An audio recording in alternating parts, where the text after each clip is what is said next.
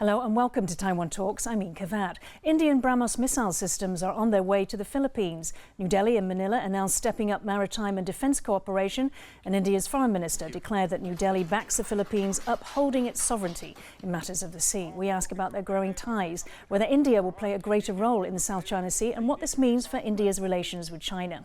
As New Delhi commissions the Sela Tunnel in Arunachal Pradesh and Beijing renames 30 locations in the disputed region, we ask what's next for the world's longest border dispute. Joining us today are Roger Liu, National Science and Technology Council, Research Institute for Democracy Society and Emerging Technology Chief Research and Operation Officer, and Sana Hashmi, Taiwan-Asia Exchange Foundation Postdoctoral Fellow. A very warm welcome to both of you on the show today.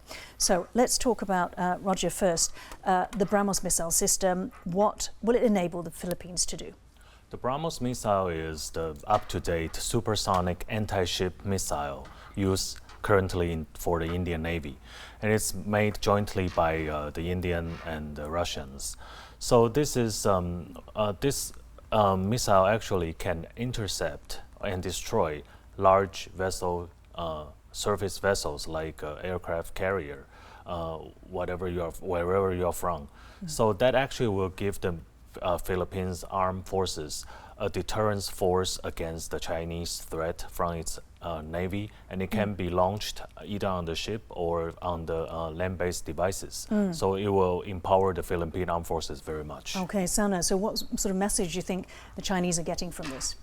I think Filipino president has already said that, we are not going to back down, and we are going to modernize our military. We're going to prepare for more and more aggression from the Chinese side. And I think apart from that, we also have to see there's India involved. India is the one who's selling BrahMos missiles to the Philippines, and recently the Indian foreign minister also talked about how they are actually aligning with the Philippines and they support the Philippine sovereignty, upholding its sovereignty. So I think the message that has been sent is that there needs to be a collective effort to contain China's aggression. And I think it's China that is leading these countries to compete with China in the arms race. So I think the blame is definitely is on the Chinese side. And Roger, do you see any other ways that India can help the Philippines modernize its military? Well, there are many ways that India can do. Of course, they can do the joint drills on the maritime forces.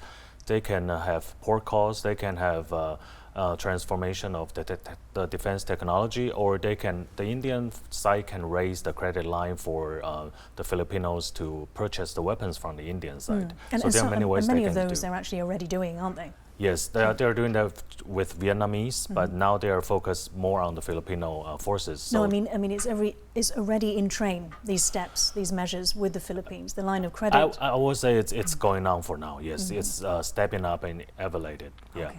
China reacted furiously to the remarks by India's foreign minister. In Manila, Chinese Foreign Ministry spokesperson Lin Jian said maritime disputes are issues between the countries concerned. Third parties have no right to interfere whatsoever. So let's take a look at the trigger for that comment. I take this opportunity to firmly reiterate India's support to the Philippines for upholding its national sovereignty. As the world changes, it is essential that countries like India and the Philippines cooperate more closely to shape the emerging order.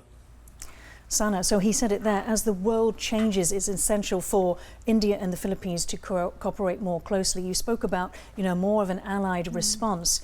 What exactly is it that is triggering this? What is the world changing?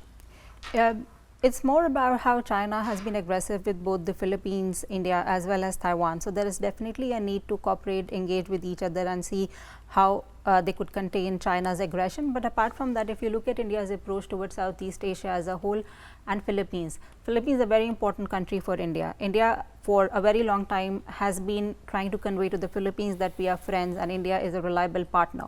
So I think with these developments, of course, China is at the core of it. But apart from that, there's a lot of competition between China and India in the Southeast Asian region as well.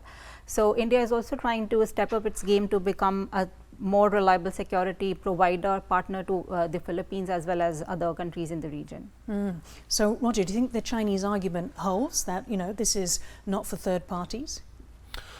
Well, I think recently India has been trying, like Sana said, trying to increase its presence in this area. And actually, India has been claiming vital interest for itself to be there for in South China Sea, because Indian Ocean actually is a major sea lanes of communication for India's trade vitality. So that's important. And well, if India wants to play a more important role in this region, it has to be there for the security affairs. Okay, and so Sana, very finally, what is it that China is most concerned about? Is it the alliances forming against them? I think this is one of the major concerns for the Chinese, because if you look at the statements that are coming out from China, be it India, and recently US also is speaking about India as well as the Philippines, I think US is much more vocal now. So I think this is something that China has been emphasizing, that this is an internal matter between two countries. And this is what China has been telling the Philippines, China has been telling the Indians as well. So I think this is a very concerning development for China, that all these countries are coming together and providing a collective solution. So, you know, with respect to Southeast Asia, ASEAN, there was a thing that, you know, ASEAN is divided with respect to China. But then now Philippines and Vietnam are looking at countries such as the US and India, and they're getting a positive feedback from these countries. So definitely it's a very, very worrisome development for the Chinese. Now, China in a statement on Saturday said it had standardized the names of about 30 places in Arunachal Pradesh, or what it calls Jiangnan or South Tibet. This comes as Indian civilians and military start using the $95 million Sela Tunnel, situated high in the eastern Himalayas on the border with China. It has been hailed as a feat of engineering, rising nearly 4,000 meters or 13,000 feet, which shaves more than an hour of travel to accelerate India's mobilization of troops to its disputed border. For more, let's hear from Major Keva Ramani of India's Takshashila institution.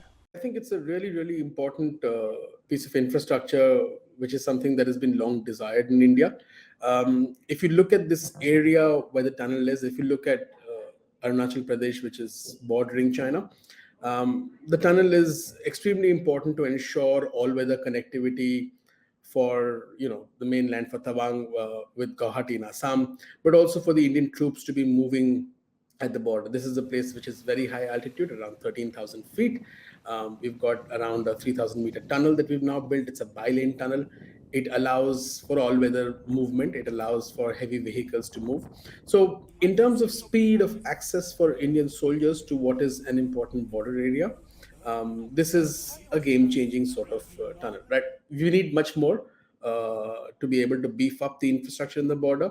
Now, this is an interesting concept, which I understand has undergone some change in terms of Modi's thinking towards border infrastructure.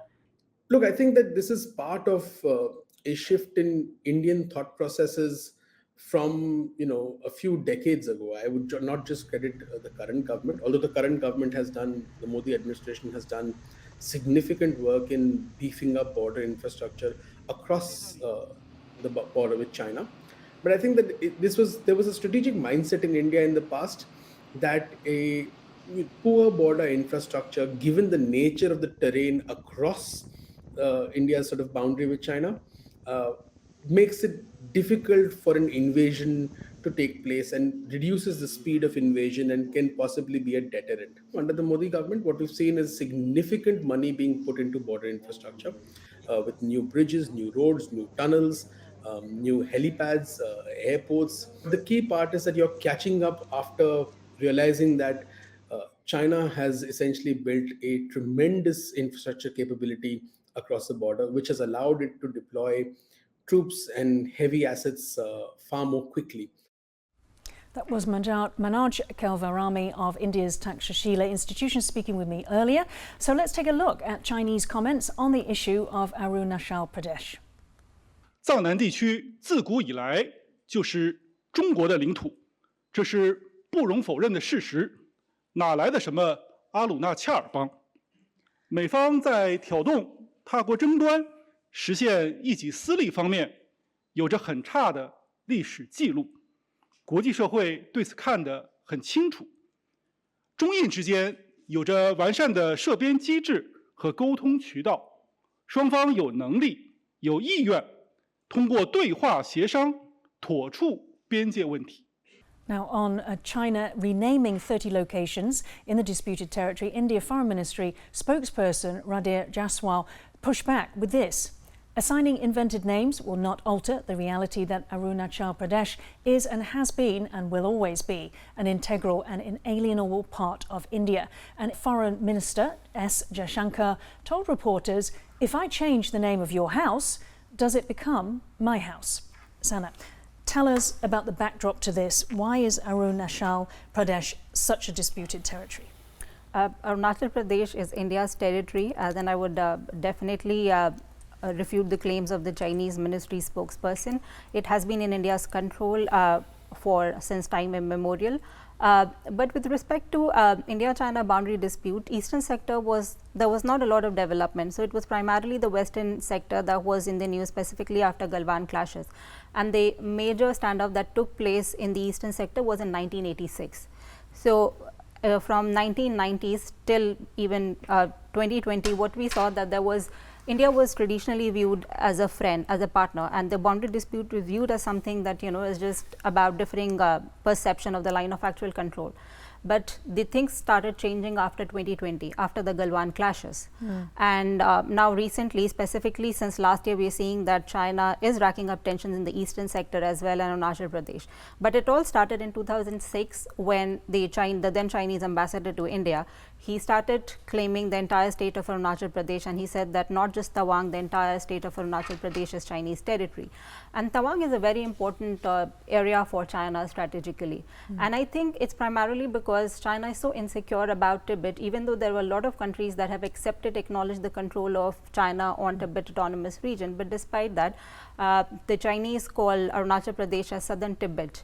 And it is a home, Tawang is a home to the second largest Buddhist monastery, as well as the 6th Dalai Lama was born in Tawang.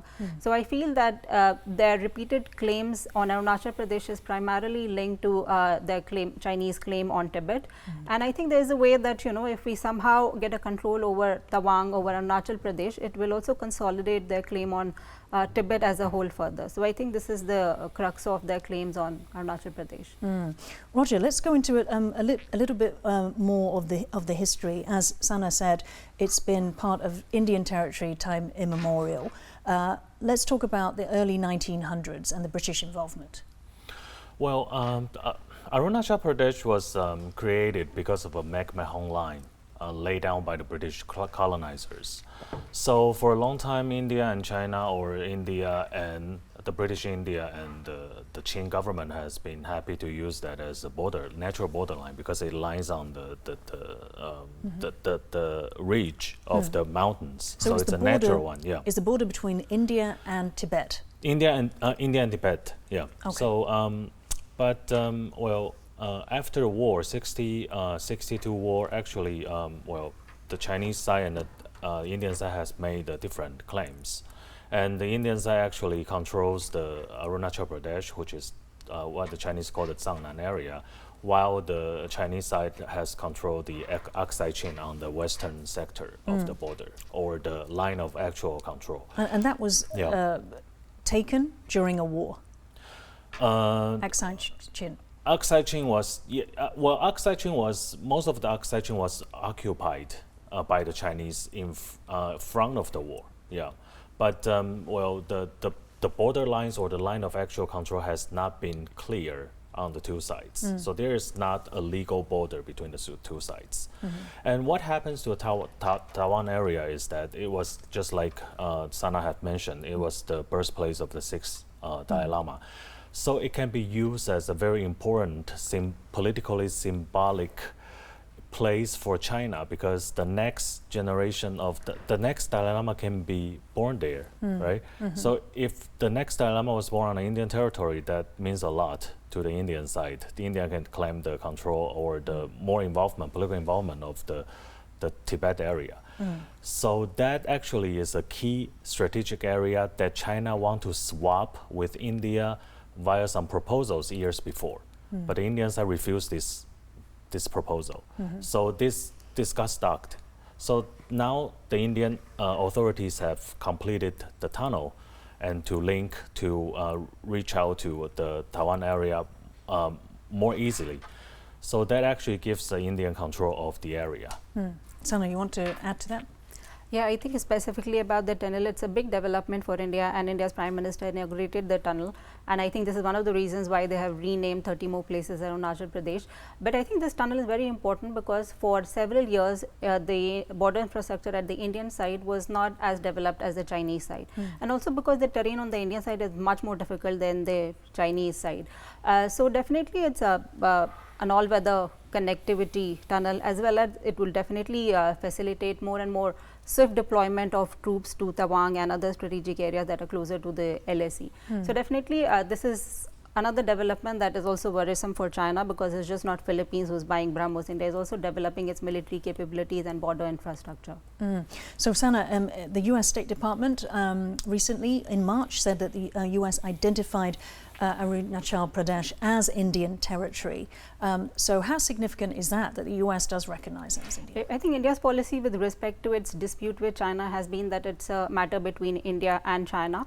But I think it definitely means a lot to India, specifically given how the US has been quoting India and how India is an important member of the Quad. So definitely it shows that the US is aligning with India and siding with India's approach on the dispute. Yeah, and Roger, it's quite unusual, isn't it, for the US to actually take a position on territorial disputes? Well, I think it's a natural development, especially after the Galvan Valley crash in 2020 between India and China. US actually seized the strategic opportunity, and India actually reached out to US for help, because only the US can provide the defense capabilities for India to counter the strategic pressure from the north. So I think, but this is the first time that the U.S. has officially recognized and publicly aired the support for the Indian, that Arunachal Pradesh actually belongs to India officially. So I know you said that there was no official or international legal boundary, but for the U.S. to take that position, Sana, would seem to mean that they have sufficient evidence that it does belong to India. About evidences, there is no concrete evidence that, because it was never demarcated. But I do believe that more than evidences, it's a show of support that, we are democracies and we have to align together and we have to work together. So, we are very different from China. So taking a broader look at the border dispute between India and China, in 2023, China released its official standard map of PRC territory. Now it included Arunachal Pradesh. What areas did that map claim, and what are the intentions behind it? Roger, if I could come to you. Well, I think that the new map doesn't... From 2023. From 2023, Aksai Chin was included as a part of the Chinese territory, as well as Arunachal Pradesh. This actually fits the traditional claim from the Chinese side, but I think they're strengthening this, and especially what you have mentioned, that they are changing the names, 30 names in Arunachal Pradesh, and they reiterate the occupation of Aksai Chin actually is to sending out a signal to the Indian side that they are not going to give up any inch of the land to the Indian side, and this is a very strong signal sent to India. And Sana, when this map did come out and it showed that Arunachal Pradesh was part of Chinese territory, what was the reaction then in India? I think it wasn't anything that was new, but if you look at the map, then I think they want to claim the entire Asia, if you'd go by that map. South China Sea, Bhutan, Indian territory. So I think what they want to do with this map is just to consolidate their claims. And also they have resolved 12 out of 14 land border disputes. So why not Bhutan and India? So it's just one of the ways to keep all these countries, specifically India, preoccupied with the dispute, and because India is an effective Asian counterbalance to China. Countries like US, Taiwan, Japan are looking at India to contain China. So this is a development that China doesn't want India to become a great power. So I think this is one of the things that this is one of the reasons why China is keeping India preoccupied with the border dispute. Right, interesting. Now, Byron Chong from National University of Singapore, Lee Kuan Yew School, and China India Brief editor wrote this. he said that the Tawang holds great cultural and political significance. It echoes what you've said. It was the birthplace of the 6th Dalai Lama, and when the current Dalai Lama fled to India in 1959, he reached Tawang first after crossing the mountains by foot. So I can see, as you were both saying there, the religious significance there. For China, controlling important Buddhist holy sites like Tawang is a way to further cement its authority over Tibet. Moreover, Tawang could potentially be used to whip up any future Tibetan uprising. On that point, Roger, what do you think about that concern for China? Well, the Tibetan issue for the foreseeable future or the years to come will continue to be a controversial issue between New Delhi and Beijing. So both sides, either side will try to strengthen its control over especially the birthplace of Dalai Lama and the political legitimate control over the area. So I think it will continue to happen. The strife for control will continue to happen between New Delhi and Beijing on the Taiwan region. And Sana, in that history, when Tibet, became independent, but then it was invaded by China, what was India's reaction at that point? I think India was very neutral at that point of time, specifically because India was also getting out of trying to forget its colonial past, at least at that point of time, and becoming independent. So I think India saw the PRC as a partner in fighting the colonialism and also brother in this Asian African solidarity. So I think this is one of the reasons why India was the second non-communist countries to recognize the PRC and as well as kind of adhere to one China policy. And Tibet Autonomous Region eventually became a part of India's adherence to the one China policy. And India accepted Dalai Lama as well as refugees who came with Dalai Lama primarily on the US request. So at that point of time and even till now, if you ask me, India has been very, very neutral on this Tibet issue. And then India has not really used this Tibet card against China since the 1950s. Roger, so we spoke about the religious significance of Tawang, also sort of nationalistic for India, significance of it, and also how it could be an entry point for the entire Arunachal Pradesh. But how about the fact that it's got natural resources in itself? So forest reserves, this is from Byron Chong, water and hydropower resources, as well as that closeness to Bhutan.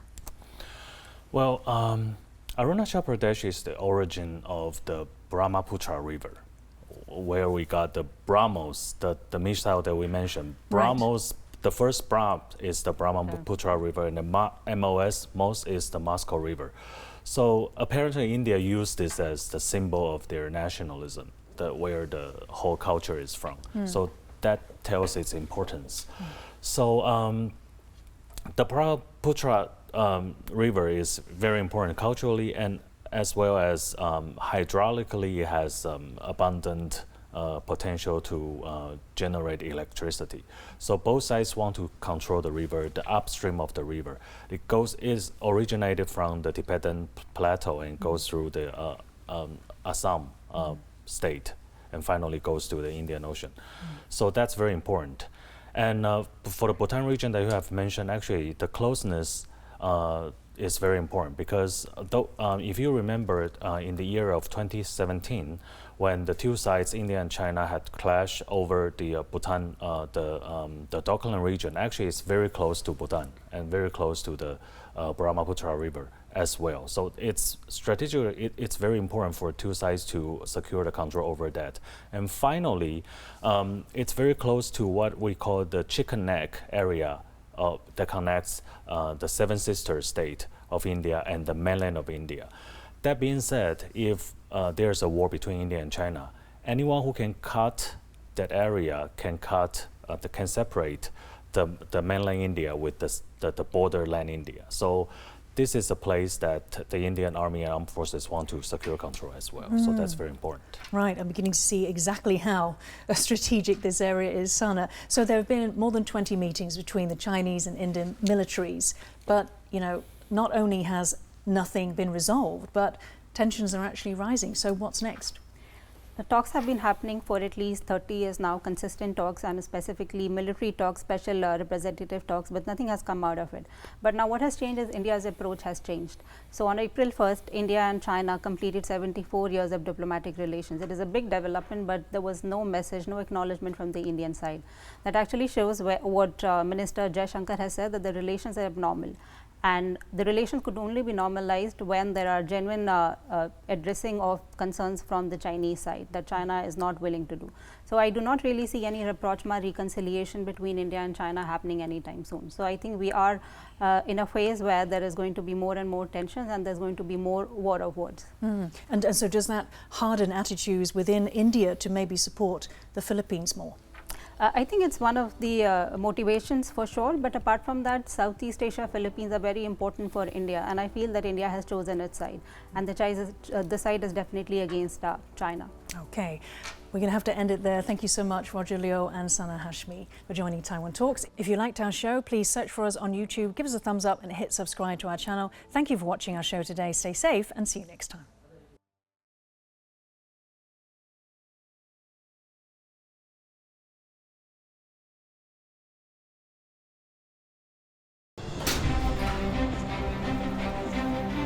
You could call it the spirit of Taiwan, a distilled liquor produced in this factory that has all but eliminated its competition.